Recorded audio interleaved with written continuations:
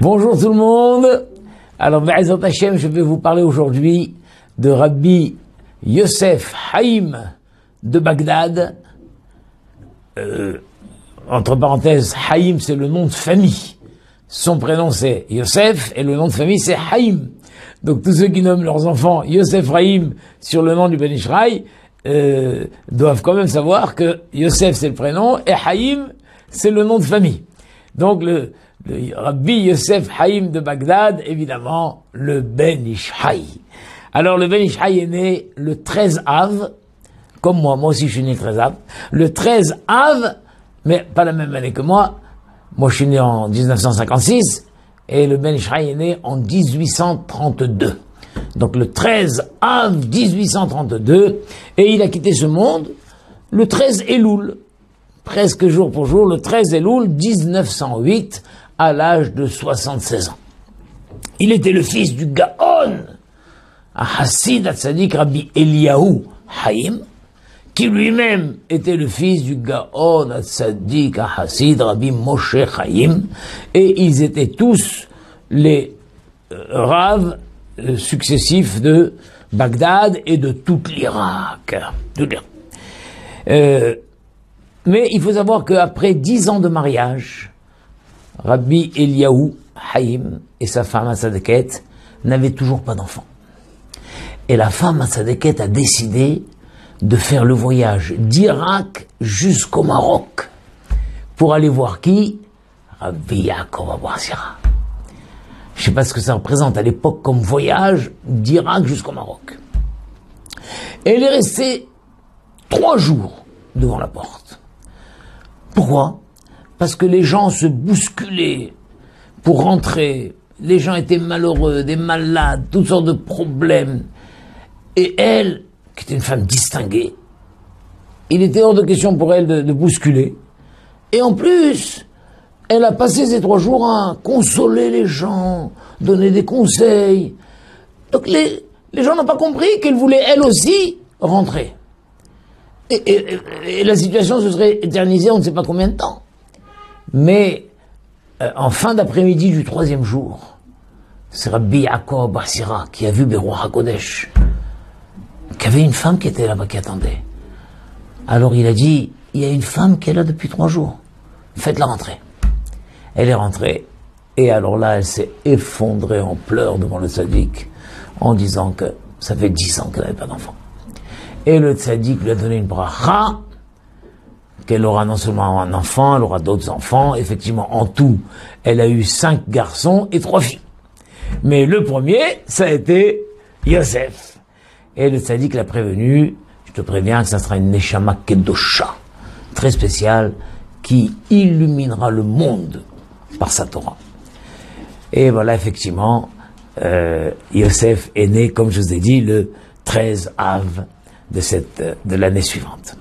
Et très tôt, dès sa tendre enfance, on a remarqué chez lui des signes de grandeur incroyables.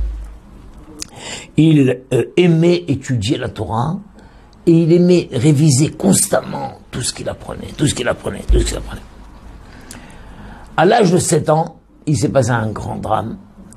En revenant de l'école, il est tombé au fond d'un puits glacé. Le temps qu'on réussisse que quelqu'un avec une corde est descendu, il a ramené à remonter le corps, il était inconscient et dans un état désespéré. Même le médecin qui a été appelé à son chevet a dit on ne peut plus rien faire. Contre toute attente, grand miracle, il a ouvert. Après quelques heures, après 1 ou 2 heures, il a ouvert les yeux et il a replongé dans un sommeil profond. Mais quand même le médecin a dit ça c'est un signe qu'il est sorti de danger. À son réveil, après plusieurs heures de sommeil, il était étonné de voir tout ce monde. Il a demandé ce qui se passait. On lui a tout raconté. Et à ce moment-là, il s'est exclamé, à l'âge de 7 ans, il s'est exclamé, je fais le vœu devant le Dieu d'Israël qui m'a ramené la vie, de consacrer toute ma vie à la Torah et au service divin. Et effectivement, 2 jours après, quand il était enfin remis, il a commencé sa nouvelle vie. il a arrêté de jouer, il a commencé à diminuer ses heures de sommeil, diminuer son alimentation et étudier la Torah, étudier la Torah, étudier la Torah, étudier la Torah. Ses parents, au début, ont été effrayés et ils ont eu peur que ce soit un danger pour lui de mener un tel rythme de vie à un enfant de 7 ans. Et ils ont tout fait pour essayer de s'opposer. Mais quand au bout de quelque temps, ils ont vu qu'Hachem était avec lui et qu'il grandissait, grand, en bonne santé, alors ils ont compris que il faut le laisser faire. Et effectivement, l'enfant a grandi, ben, il a été grand, il est en bonne santé. Et la réputation de cet enfant merveilleux a traversé tout l'Irak. Et des gens voyageaient d'un bout de pays, au fond du pays jusqu'à Bagdad, ne serait-ce que pour apercevoir cet enfant merveilleux. Et quand on avait réussi à le voir, on considérait ça comme une chance merveilleuse. Je l'ai vu, je l'ai vu. À l'âge de 8 ans, il donnait déjà des explications inédites. À l'âge de 10 ans, il a quitté l'école et il a étudié en Chavruta avec son oncle, le frère de sa mère, qui s'appelait le Tzaddik HaGaon, Rabbi David Hai Nissim. À l'âge de 12 ans, il a écrit une réponse aux sages de Yerushalayim sur une question qu'ils avaient envoyée à son père. Et en rentrant de son étude, il était tombé sur cette question, il a lu, et il s'est enfermé, il a cherché tous les livres, et le lendemain, il a rédigé la réponse. Et il a envoyé aux sages de Yerushalayim. Quand les sages de Yerushalayim ont reçu ça, ils étaient émerveillés et tout, ils ont accepté la halakha. Quelle n'a pas été la surprise lorsque quelques jours plus tard, ils reçoivent une deuxième réponse. Et différente dans la rédaction, mais qui revenait à la même conclusion halachique. Ils n'ont pas compris. Donc, échange de courrier, etc., jusqu'à ce qu'on a fini par découvrir que la première réponse, c'était celle du fils.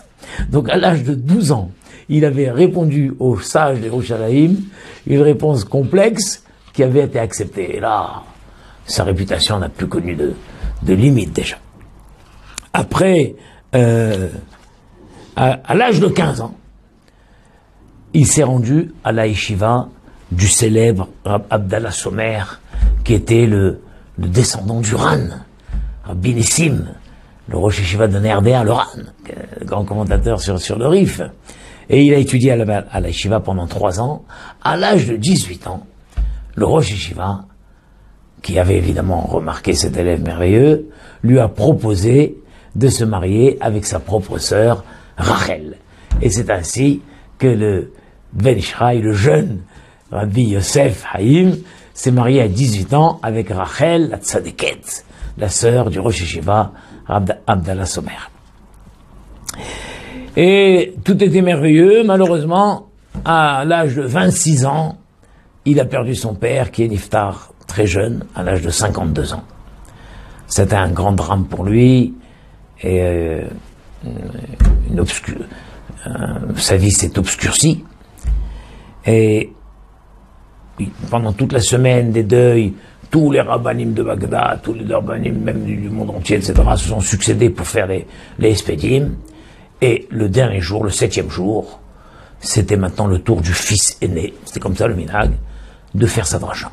Et donc dans la grande synagogue de Bagdad, qui contenait 10 000 personnes, donc le jeune Avrer, très connu, très apprécié et tout, mais qui n'avait jamais parlé en public, a fait un espède sur son père. Ça a été un espède retentissant, émouvant. Tout le monde a éclaté en pleurs. Sa voix forte a porté jusqu'au fond de la choule. Son élocution, sa prononciation claire et intelligible. Tout le monde a entendu, même ceux qui étaient en dehors ont entendu. Ah, incroyable. Et à l'unanimité, la communauté a décidé de le nommer Rav. sur la Keilah de Bagdad, et qui en plus donc prenait toute l'autorité sur tout l'Irak. Et c'est ainsi que de l'âge de 26 ans jusqu'à 76 ans, pendant 50 ans, le Ben Ishraï a dirigé, était le Rav de Bagdad, a dirigé tout l'Irak, mais sa réputation allait jusqu'à Yerushalayim, dans le monde entier. Le Ben Ishraï, tout ce qu'il a écrit, etc., c'était extraordinaire. Et il était très écouté, très respecté. Et l'un de ses grands élèves a dit un jour, si à l'époque des prophètes, les Juifs avaient écouté les prophètes autant que les Juifs de Bagdad écoutent notre Rav, le Beth Amikdash n'aurait jamais été détruit. Et nous ne serions pas allés en galoute. Il y avait un respect, une unanimité autour de la parole du Rav. C'est extraordinaire. Et alors, et quand le Rav faisait ses drachot, la dracha du Shabbat durait 3 heures, tous les Shabbats 3 heures. Et les gens venaient écouter. Et même les petits-enfants, autour de la bima où le Rav parlait, des dizaines de petits-enfants étaient assis par terre, à lever les yeux vers le Rav, et rester 3 heures comme ça, sans bouger au pied du Rav, et écouter la dracha du Rav. C'est une chose extraordinaire. Une fois, le 18, c'est un Shabbat, le 18 Sivan, 1895, le sol de la synagogue, à 20 cm du Rav, s'est écroulé. Les gens ont paniqué, se sont enfuis, etc. Et le Rav n'a pas bougé. Quand ça s'est calmé, les gens sont revenus et on a découvert un énorme puits d'eau. C'était une période où le choléra sévissait à Bagdad. Et les gens ont tenté de boire cette eau. Et rapidement, il s'est avéré que cette eau était miraculeuse. Elle guérissait, les gens guérissaient. Et petit à petit, les gens ont commencé à défiler. Et pour tous les maux qu'ils avaient, ils buvaient cette eau. À tel point que même les femmes stériles, qui ne réussissaient pas à avoir d'enfants, buvaient cette eau et ensuite tombaient enceintes. Donc les gabaïm de la synagogue, qui évidemment ont fait réparer le trou, ont appelé des architectes qui ont ouvert une ouverture de ce puits derrière la synagogue. Et comme ça, pendant 43 ans, c'est-à-dire même 30 ans après la vie du Ben Ishraï, les gens continuaient à boire de cette eau jusqu'en 1938. Jusqu'en 1938, les gens venaient, buvaient de cette eau et guérissaient de tous leurs maux. Qu'est-ce qui s'est passé en 1938? C'est que on a eu des informations que le gouvernement comptait s'approprier cette source, la nationaliser, faire quoi que ce soit, et pour cela, donc ils auraient repris ce Beth Amikdash, ce Makom Kadosh, ce grand Beth Amikdash de Bagdad. Il y a eu une consultation de Rabbanim qui ont pris la décision, en secret, d'envoyer des plongeurs au fond de la source et de boucher la source. Et c'est ainsi que quelque temps plus tard, la source a asséché. Et bon, c'est fini, la source est arrêtée à assécher. Et donc le projet du gouvernement de reprendre ce lieu, Baruch Hashem, n'a pas été exécuté. Et voilà, c'était une grande décision. Incroyable. Alors on a expliqué ce miracle. Pourquoi ce miracle s'est passé spécialement un Shabbat pendant la dracha du Ben Ishraï. Et ça s'est effondré. Parce que le Ben Ishraï, pendant ces 3 heures, s'est levé de plus en plus, s'est levé. Et à un moment, son niveau d'élévation était tellement haut qu'il pouvait à ce moment-là se produire des miracles. Et c'est pas le seul miracle. Beaucoup de miracles ont eu lieu pendant la dracha du Ben Ishraï. Et une fois, il s'était tellement élevé, que les gens ont vu que son visage devenait comme une flamme, devenait comme une flamme. Et il parlait. Heureusement que sa vieille mère, qui était dans la Ezrat Nashim, a vu ça. Elle s'est mise à crier. Et les cris de sa mère ont ramené le Ben Ishraï à la réalité en quelque sorte. Et il est redescendu de son niveau et il est redevenu un être humain normal. Mais c'est incroyable l'élévation qu'il avait, et ce jour-là, sa neshama, semble-t-il, était sur le point de le quitter. Et c'est les cris de sa mère qui l'ont ramené à la réalité. Alors, ce qui est extraordinaire avec le Ben Ishraï, autant il consacrait sa vie à la Torah, c'était un gaon de Torah, il étudiait constamment, il écrivait constamment, mais d'un autre côté, il avait une proximité avec le peuple incroyable. Sa maison était une achnasat ochim incroyable. Quand les invités arrivaient, il les servait lui-même, il faisait lui-même leur lit. Et ce qui est arrivé, c'est que cette proximité qu'il avait avec le peuple a fait qu'il a compris les secrets du caractère de chacun. Et ça l'a beaucoup aidé dans les différents conflits qu'il devait régler. Que lorsque 2 personnes ou 3 personnes des compétences se présentaient, en quelques mots, il avait déjà saisi qui avait raison et qui avait tort. Qui était la personne honnête, qui était ici le brillant. Et donc après, avec des ruses incroyables, une horma incroyable, il réussissait toujours à faire sortir la vérité. Et c'était célèbre dans le monde entier. Et chaque fois, ça parcourait, ça arrivait jusqu'à Yerushalayim, jusqu'au Hachamim Ashkenazim, sur les grands Admourim, étaient émerveillés de l'intelligence, la piqueroute, la perspicacité du Ben Ishraï. Voilà, je vais terminer avec une histoire célèbre. 3 associés qui revenaient d'une grande tournée commerciale, avec une fortune. Et en rentrant chez eux, il s'avère qu'un vendredi après-midi, ils étaient encore dans une région désertique, et ils n'arriveraient pas à temps chez eux. Alors ils ont décidé de passer Shabbat dans le désert en quelque sorte.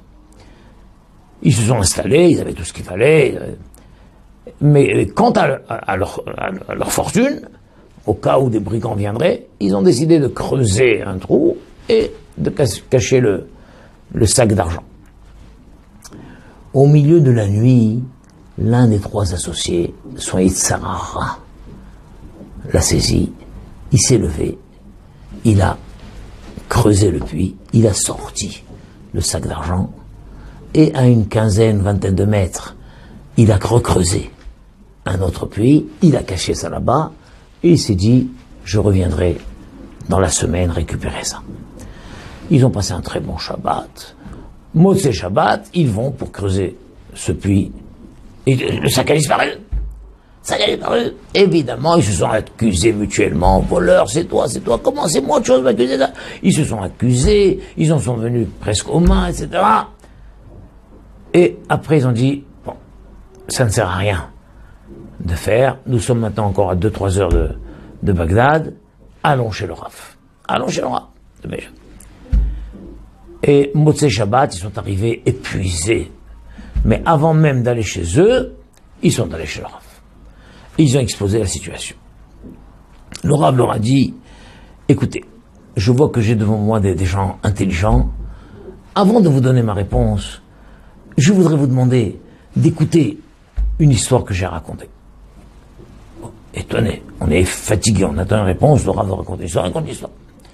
Il y avait une fois une fille de roi qui, à l'âge de 12 ans, aimait se promener. Elle s'est promenée. Elle n'a pas réalisé qu'elle s'écartait de la ville, elle traversait les champs, etc. Et le soleil s'est couché, et à un moment, elle a réalisé qu'il commence à faire presque nuit. Mais où suis-je? Elle était incapable de retrouver son chemin. Elle s'est assise, elle a éclaté en sanglots. Et à ce moment-là, heureusement, un homme simple qui portait des plaques d'œufs sur la tête passe un pauvre homme. Et il la voit pleurer. Il dit, qu'est-ce que tu as, petite fille, pourquoi tu pleures? Elle dit, je suis la fille du roi, je me suis perdu, je ne sais pas comment rentrer chez moi. Elle dit, oh, mais ne t'inquiète pas. Ne t'inquiète pas, je connais ce chemin, viens, je te ramène chez toi. Alors, il marche. À un moment, ils arrivent devant la cabane du monsieur. Il lui a dit, écoute, juste attends, le temps que je pose mes œufs à la maison, et je t'envoie. Il a posé ses yeux à la maison, ils ont continué, et quand elle est arrivée devant la ville, déjà, elle reconnaît, elle dit, ah, monsieur, vous m'avez sauvé la vie. Eh bien, je m'engage à ce que lorsque je serai en âge de me marier, c'est avec vous que je me marierai. Alors l'autre a éclaté de rire. Il y avait déjà presque 10 ans de différence entre eux, et puis lui c'est un pauvre homme, et elle c'est la fille du roi. Il a même pas pris ça au sérieux. Mais effectivement, les années sont passées. Quand elle a atteint 18 ans, son père a commencé à lui proposer des princes.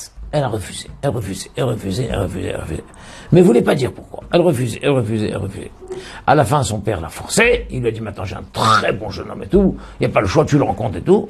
Bon, elle l'a rencontré, elle a vu, c'était un homme très bien. Bon, elle s'est mariée. Quand le soir, ils se sont retrouvés dans la chambre, elle a éclaté en pleurs. Elle lui a dit, je ne suis pas ta femme. Pourquoi? Elle lui a raconté toute l'histoire. Moi, j'ai promis à quelqu'un de me marier avec lui. Alors le prince, qui était un homme sage, il lui a dit, écoute, c'est une chose infaisable, mais nous allons lui demander qu'il te délie de ta promesse. Bien, on s'habille incognito. Ils se sont habillés en civil, et ils sont sortis incognito jusqu'à la cabane, et se rappelaient très bien où est-ce qu'il habitait. Ils sont arrivés là-bas. Imaginez, après le soirée de mariage, après tout, il était déjà 2 heures du matin. Ils ont tapé à la porte. Notre homme dormait déjà. Qui va là? Qui va là? Alors elle lui dit, ouvrez, j'ai quelque chose d'important. Bon, il ouvre la porte, il voit devant lui un jeune couple. Alors elle lui dit, je suis la fille du roi, que vous avez sauvé il y a quelques années. Et je m'étais engagé à me marier avec vous.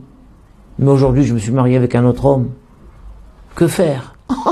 Il a éclaté de rire. Il dit, mais je n'ai jamais pris cette promesse au sérieux. Vous êtes libérés de votre promesse. Ne vous inquiétez pas. Rentrez chez vous et vivez heureux, etc. Magnifique. Ils ont pris le chemin du retour, soulagés. En chemin, une bande de brigands les attend, les attaque, veut les dévaliser, veut les tuer, etc. Et là-dessus, elle supplie et dit, voilà, vous savez que je suis la fille du roi. Et j'étais venu, je me suis marié aujourd'hui. Et je suis venu demander à quelqu'un de me libérer de sa promesse. Elle a raconté toute l'histoire. D'une manière incompréhensible, le chef des brigands a été touché par cette histoire. Et il lui a dit, rentrez chez vous. Rentrez chez vous. Alors le Ben Ishraï dit, voilà, moi ça fait des années que je me casse la tête. Je ne sais pas le renoncement de qui est le plus glorieux. Le renoncement du vendeur d'œufs qui avait l'occasion de se marier avec la fille du roi et il a renoncé. Ou le renoncement de ce brigand qui avait l'occasion maintenant de demander une rançon ou quoi que ce soit. Et lequel des deux est plus... Alors les deux autres ont réfléchi, mais l'un des trois a dit, mais c'est évident que c'est le renoncement du brigand, il a renoncé à une possibilité de s'enrichir d'un coup. Le Ben Ishraï a dit, c'est toi le voleur. C'est toi le voleur. Parce que tu ne vois que ça. Tu ne vois que l'argent, tu ne vois que la richesse. À vous, à vous. Alors l'autre a baissé la tête, il a avoué. Et évidemment, il s'est engagé à aller récupérer l'argent et le rendre à ses associés. Voilà, c'est une des belles histoires du Ben Ishraï. Be'ezrat Hashem, que son mérite nous protège et qu'on étudie sa Torah, qu'on s'inspire de ses comportements, Hashem, et qu'on soit zoré la Géoula. Amen, Ganeratza.